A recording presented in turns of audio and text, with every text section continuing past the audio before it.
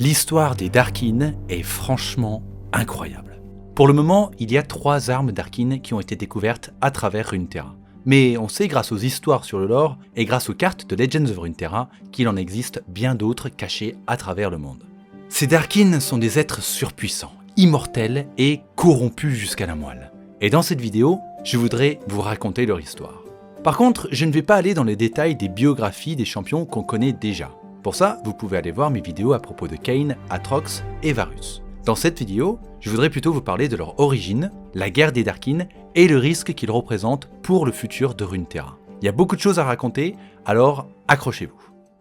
D'abord, il faut savoir que tous les Darkin étaient autrefois des transfigurés, les guerriers dieux de l'empire de Shurima. Alors, commençons au commencement, les débuts de l'empire de Shurima et la création du disque soleil il y a près de 6000 ans. C'est grâce aux manifestations de Targon, appelées Aspect en anglais, que cet empire a pu voir le jour. Après avoir piégé Aurelion Sol, les manifestations ont pu puiser dans sa puissance et son savoir pour offrir aux mortels de Runeterra des pouvoirs célestes.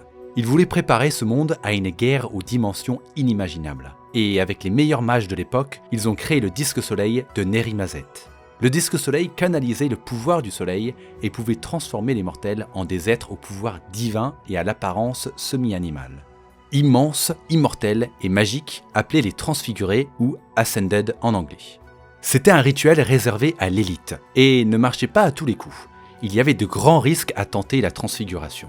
Si elle fonctionnait mal, l'hôte pouvait mourir ou devenir ce qu'on appelle un Bakai, une version tordue et échouée des transfigurés, et mettre fin à leur souffrance était considéré une gentillesse. C'est d'ailleurs après une transfiguration ratée que le disque soleil de Nerimazet s'est effondré, et il a fallu en construire un deuxième, encore plus puissant, qui est alors devenu la nouvelle capitale de l'Empire. Pendant les siècles qui ont suivi, les guerriers dieux ont permis à l'Empire de Shurima de s'étendre à travers le continent, de Targon à Ixtal à Oshravazone. Ils étaient dirigés par Setaka, une reine guerrière faisant partie des premiers transfigurés, et le jour où Ikatia s'est rebellée contre l'Empire, c'est elle qui les a menés au combat pour écraser la résistance ikatienne. Cet événement est raconté dans Les ruines d'Ikatia, une histoire faisant partie du lore de Jax.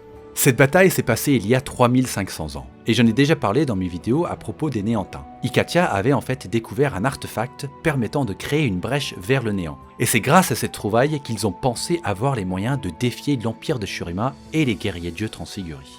Au final, l'utilisation de cet artefact sur le champ de bataille a déclenché un effroyable cataclysme, permettant à des abominations sans nom de s'introduire dans le monde matériel de Runeterra. Setaka a été absorbé par le néant, ainsi que plusieurs autres transfigurés. La ville d'Ikatia a été réduite en cendres, et les armées qui s'affrontaient ont été décimées. La rébellion d'Ikatia est alors devenue une guerre contre le néant, au cours de laquelle les transfigurés ont assisté à des horreurs incompréhensibles et vu de leurs propres yeux les profondeurs inexplicables de la non-existence que représente le néant. C'est à cette époque que le guerrier dieu mage Nezuk a créé la forteresse volante qui a plus tard donné naissance à Malphite. Il y a également Orok qui a créé et utilisé une lame éthérée pour fermer les failles vers le néant à la racine. D'ailleurs, aujourd'hui, c'est Kassadin qui détient cette lame. On a également les jumeaux Shabaka et Shabake qui ont ensemble scellé la grande faille d'Ikatia. Globalement, la guerre s'est terminée par une victoire de Shurima. Mais la corruption apportée par le néant avait affecté pour toujours la terre, mais surtout les esprits des transfigurés qui avaient participé à cette guerre. Leur immortalité est alors devenue un fardeau. Ils étaient forcés de vivre des siècles de torture mentale. Mais au moins, ils avaient un but, servir l'Empire et l'empereur de Shurima. Mais 500 ans plus tard, lorsque Azir a été trahi par Xerath, que le disque soleil a été détruit et que l'Empire est tombé en ruine, les transfigurés n'avaient plus personne. Ils étaient livrés à eux-mêmes, perdus dans une vie vide de sens. Xolani, notamment, qui était autrefois une guérisseuse aimée de tous, à tel point que la ville de Xolan a été bâtie en son nom, a commencé à utiliser ses pouvoirs hémomantiques pour contrôler les autres transfigurés. La haine entre elle et Aatrox a donné lieu à une guerre civile. Les transfigurés ont fini par monter des armées et se battre entre eux pour tenter de prendre le contrôle des vestiges de l'Empire, puis conquérir le reste du monde. C'est à ce moment-là qu'ils se sont vus attribuer un nouveau nom par les mortels craintifs de leur dessein, les Darkin. L'histoire crépuscule des dieux raconte une tentative de paix entre ces Darkin de l'époque. Tahanari, un transfiguré à la forme de panthère, a organisé des négociations avec 9 autres transfigurés pour tenter de mettre un terme au bain de sang qu'ils infligeaient à Runeterra depuis des siècles. Les Darkins présents sont donc Syphax, Zyganthus, Xuyan, Shabaka et Shabake, Valeva, Sebotaru le loup, Naganeka de Zureta le serpent et Enekai le tigre, et ils se réunissent aux ruines de Nerimazet. Autre personnage très important dans cette histoire, c'est Miyisha, l'ancienne manifestation du crépuscule avant Zoé, même si elle cache sa véritable nature et fait croire qu'elle est une mortelle. On apprend qu'elle a guidé Tahanari pour retrouver le Tchalikar, l'arme de Setaka, l'ancienne reine guerrière des transfigurés. Enfin, elle l'a plutôt guidé jusqu'à Nasus, qui s'était exilé après la chute de Azir, et c'est Nasus qui a révélé à Tahanari où se trouvait le Tchalikar. Fun fact, aujourd'hui c'est Sivir qui détient cette arme. Le Tchalikar est décrit comme étant une arme extrêmement puissante, formée par des forces cosmiques d'un autre monde, des puissances que le plus sage des Shurimiens n'aurait pu comprendre. Tahanari tente donc de raisonner ses frères et sœurs, qu'il appelle les fils du soleil, avec un speech pour leur rappeler la gloire de leur passé. Mais son véritable but, c'est de leur présenter le Tchalikar et les rassembler derrière ce symbole de leur empire perdu. Malheureusement, et comme on pouvait s'y attendre, ça ne se passe pas comme prévu. Xuyan le provoque en duel au moment où il dévoile l'arme sacrée, et Tahanari manque de peu de se faire tuer. Mais grâce à des magies que Miyisha lui a appris en secret, il arrive à se téléporter derrière Xuyan, arrache une de ses cornes et lui enfonce dans l'œil jusqu'à la cervelle. Au final, Tahanari comprend que son rêve d'unir à nouveau ses frères et sœurs n'est que pure folie, et c'est ce qu'il lui reste à faire. Il prend le Tchalikar et crie « Ce que le soleil a fait, la lune va défaire » avant d'enfoncer l'arme dans le sol. Il invoque la puissance de la lune dans un espèce d'ulti de Diana et une colonne de lumière s'abat sur les autres Darkins qui se font alors désintégrer. En fait, c'était le plan de Miyisha depuis le début. Elle aurait voulu réunir tous les Darkins pour pouvoir les éliminer d'un coup et une fois pour toutes, mais elle se satisfait de ces 10-là. Pendant que Tahanari est en train d'agoniser aux portes de la mort, elle lui explique « Toi et les tiens, vous étiez peut-être une erreur depuis le début. Mais c'est une erreur que je peux aider à rectifier. » Elle fait ici référence au fait que ce sont les manifestations comme elle qui ont permis la création du disque soleil. Mais après la destruction apportée par les Darkins à travers Runeterra, les manifestations ont décidé d'intervenir et y mettre un terme, même s'ils ont mis quelques siècles à le faire. La puissance qui vit dans cette arme vous a touché, Tahanari. Elle connaît ton espèce désormais, et je donne ce feu aux mortels. Et c'est donc grâce à cette arme, et aussi grâce au cœur encore battant de Tahanari qu'elle lui arrache de la cage thoracique, que les mortels de Runeterra ont obtenu la magie nécessaire pour enfermer les Darkins dans leurs armes. Ouais, c'est un petit peu une bourrine, Miyisha. On apprend quand même à la fin de cette histoire que Naganeka, Valeva et Sebotaru ont réussi à s'échapper. Et Naganeka, on le retrouve dans les cartes de Legends of Runeterra. Cette fois-ci avec une tête de poule. Possiblement parce que les Darkins prennent un peu l'apparence de leur hôte, et vu que son arme a été trouvée près d'une ferme, son hôte serait une poule. Autre détail à relever dans cette histoire, Sebotaru est un homme-loup, avec 4 bras certes, mais un homme-loup quand même. Et je vous rappelle que le futur Darkin, vu le nombre de jeux de mots que Riot a sortis pendant sa présentation, il y a de très grandes chances qu'il ait un lien soit avec un chien, soit avec un loup justement. Donc si ça se trouve, le prochain champ Darkin, c'est lui. Bref, c'est là-dessus que se termine l'histoire Crépuscule des dieux. Mais on connaît globalement la suite de l'histoire des Darkins. Grâce à cette nouvelle magie enseignée par Miyisha, les mortels ont pu piéger Atrox, Rast, Varus et tous les autres Darkins dont on ne connaît pas le nom, mettant un terme à la guerre des Darkins environ en l'an 550 avant la création de Noxus, soit environ 1550 ans avant l'ère actuelle. Oui, je suis désolé, je vous balance toutes ces dates comme ça, mais vous inquiétez pas, j'ai prévu une vidéo pour vous présenter toute la timeline de Runeterra prochainement. Pensez donc à vous abonner pour ne pas la rater. Vous pouvez aussi rejoindre mon serveur Discord et venir me voir en live pour me poser toutes les questions sur le lore que vous avez directement si ça vous chante. Continuons. Ça a quand même mis quelques temps pour enfermer le reste des Darkins, puisque la magie utilisée pour les piéger dans leurs armes n'était pas aussi efficace que celle que Tahanari a initialement utilisée pour littéralement désintégrer ceux qui étaient venus à Nerimazet.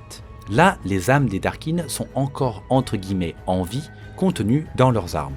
En quelque sorte, c'est une punition pire que la mort.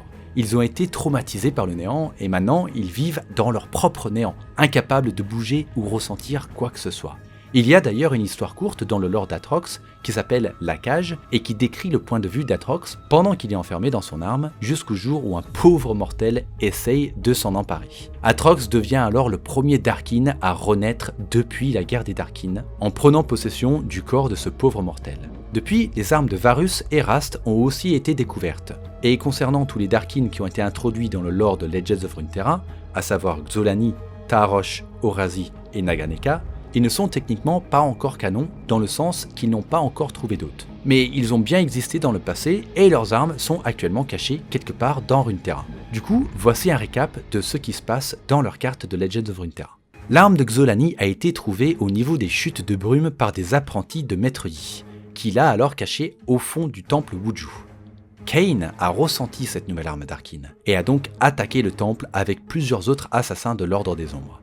Pendant la bataille, Kain doit enfin affronter son destin. Et comme toujours, deux issues sont possibles. Soit Rast prend le dessus, massacre tout le monde et s'empare de l'arme Darkin, ce qui ne présage rien de bon pour le reste de Runeterra, soit Kain prend le dessus et devient alors l'assassin de l'ombre. Dans ce cas-là, dans un tout pour le tout, June, l'élève prodige de Maître Yi, tente d'utiliser l'arme Darkin du temple pour vaincre Kain.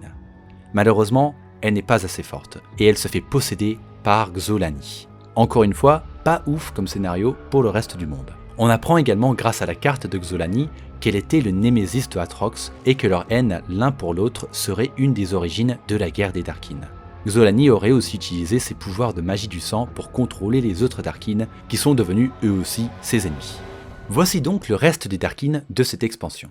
L'arme de Naganeka de Zureta serait cachée dans les steppes stériles de l'est de Valoran. En d'autres termes, Noxus. Mais avec l'expansion de Noxus et leur nouvelle technique agricole, la baliste a été découverte par un fermier, permettant à Naganeka de reprendre vie grâce à une poule.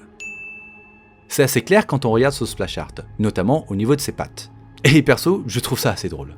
Apparemment, il entend l'appel de son général et doit se rendre à Ikatia, ce qui nous fait dire que Atrox, le général en question, serait actuellement là-bas. C'est un développement plutôt intéressant, puisque jusqu'aux dernières nouvelles, Atrox avait massacré la tribu de Tryndamere dans le Freljord. On a ensuite Taarosh, dont l'arme est une hallebarde. On ne sait pas où cette arme se trouve exactement, mais mon hypothèse, c'est qu'elle est dans l'ancien royaume de Kamavor, et ce, pour plusieurs raisons. Déjà, la carte est une carte des îles obscures, qui sont étroitement liées à Kamavor. Ensuite, les bâtiments qu'on voit sur son splash art sont de style kamavorien. Oui, je deviens aussi spécialiste de l'architecture de Runeterra. Aussi, dans le texte qui l'accompagne, on nous dit que Taarosh a ressenti la terre autour de lui devenir corrompue au fil des siècles, ce qui correspond à la ruine des îles bénies et conséquemment le royaume de Kamavor. Enfin, le corps de son nouvel hôte est un dragon. Ouais, quand Naganeka va voir ça, il va être bien deg d'avoir une poule, je peux vous l'assurer. Mais pour le coup, c'est un dragon plutôt de type Wyvern, qui sont beaucoup plus prévalents à Kamavor comparé aux dragons de Targon par exemple. Voilà. Du coup, si Taarosh a un lien avec Kamavor, c'est aussi tout à fait possible que ce soit lui le Darkin à qui Vladimir a été vendu, et donc de lui que Vladimir a appris la magie du sang. Dans le texte de la carte de la hallebarde de Taarosh, on apprend que lui aussi a entendu l'appel de son général et tente donc de se rendre à Ikatia. Enfin, on a Orazi, qui a été enfermé dans une magnétite quelque part dans Targon. Apparemment, la nature céleste de cette magnétite a permis à Orazi d'acquérir des pouvoirs spéciaux. Elle entrevit les secrets du cosmos, ainsi que la période de temps infini qui existait avant et après son existence. Mais au final, son but reste le même, se venger de Xolani. Et sur son splash art, on peut voir les deux qui s'affrontent. Parmi les autres cartes de cette expansion, on a aussi les serviteurs des Darkin, qui, d'après ce que j'ai compris, ont entretenu, gardé et protégé le temple de Xolani dans l'attente de son retour. Sur cette carte, on voit également l'affrontement entre Xolani, Taarosh et Orazi à côté d'un monument corrompu par le néant, sensiblement à Ikatia. Globalement, ce qu'on apprend avec toutes ces cartes, c'est un potentiel futur événement de très grande envergure. Il y aurait d'abord le retour de Xolani, ce qui pousserait Atrox à réunir ses anciens soldats. Naganeka, Taarosh et Orazi, qui considèrent Atrox comme leur général, répondent à son appel et le rejoignent à Ikatia pour affronter ensemble Xolani. Voilà donc tout ce qu'on sait sur ce potentiel futur des Darkin de Runeterra. Est-ce que le prochain champion Darkin aura un lien avec tout ça ? Honnêtement, je ne pense pas. Je pense plutôt qu'il aura un lien avec Varus, qui essaye de retrouver ses frères et sœurs Darkin depuis qu'il a été libéré de son puits sans fond à Ionia. Et soit ce serait Sebotaru le loup, soit un Darkin totalement nouveau qui n'aurait pas encore été mentionné à travers le lore. Si cet épisode de lore à propos des Darkin vous a plu, pensez à laisser un like, vous abonner ou partager la vidéo. À bientôt!